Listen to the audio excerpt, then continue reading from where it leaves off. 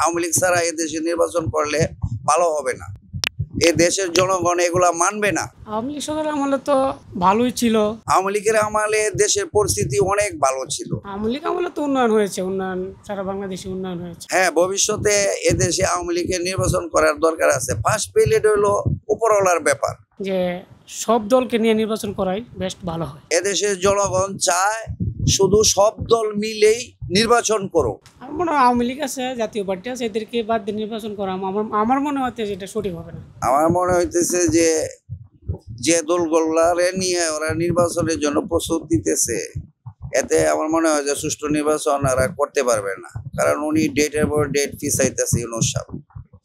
এবং আওয়ামী লীগ আমলে যখন আওয়ামী লীগ নির্বাচন করছে সবাই আসছে, আসার পরেও দেখা গেছে যে আওয়ামী লীগে 65% ভোট কালেক্ট হয়েছে।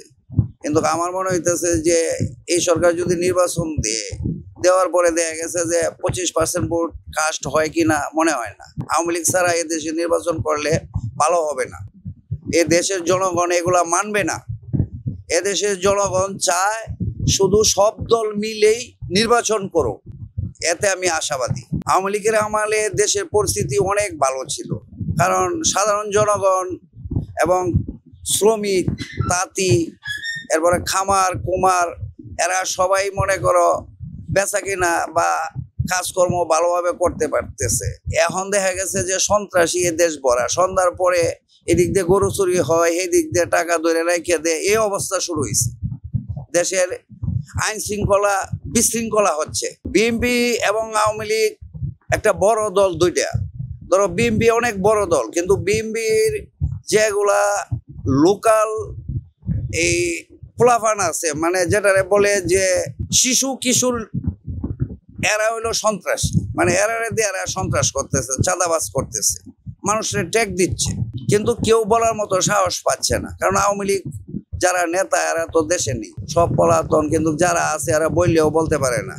আর প্রতিদিনে প্রত্যেকটা মহল্লা এই বিএনপির লোকজন এই বিশৃঙ্খলা সৃষ্টি করছে।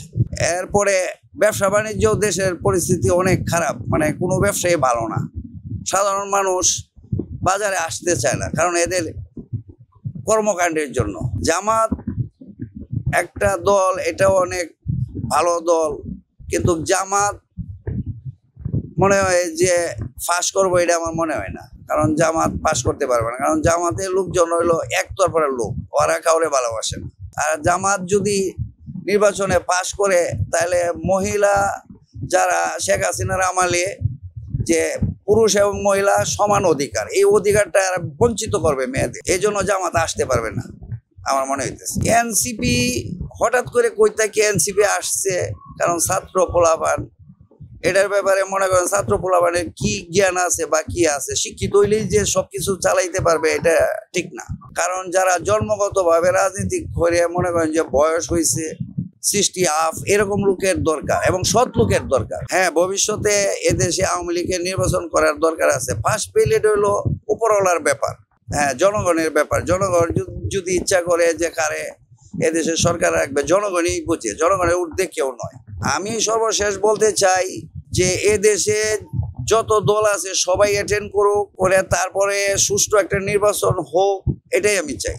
71-এ যে যুদ্ধ হয়েছিল সেটা মনে করেন যে অনেক লোক মারা গেছিল, কিন্তু কি এখন 71-এর যুদ্ধে যারা আমরা তখন ছোট ছিলাম, এখন আমরা বই পুস্তকে পাইছি যে 71-এ এই দেশ স্বাধীন করছে, মানে শত্রুদের হাত থেকে রেহাই পাইছে। কিন্তু এই দেশের ছাত্ররা উস্কানিমূলক ভাবে যেভাবে 24-এ স্বাধীন করছে, এটা স্বাধীন বলা হয় না।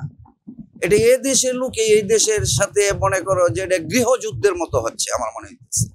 এটা একটা গৃহযুদ্ধ হয়েছে, হইয়া সরকারকে পতন করছে।